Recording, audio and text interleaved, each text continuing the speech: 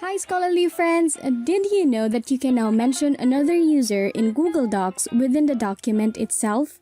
Yes, you can.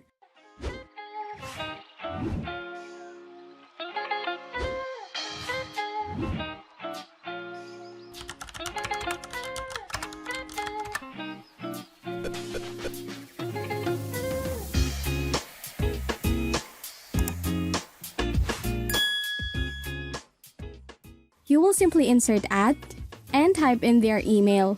When another user is mentioned, you can hover over their name for information about them and suggested actions like adding that person to contacts or reaching out via email, chat, or video.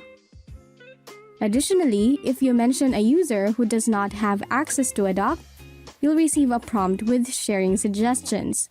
You can share the document at that time or decline and use the regular doc sharing function when the time is right.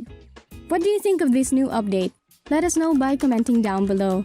Hit the subscribe button and click on that notification bell so you will be notified on our next upload.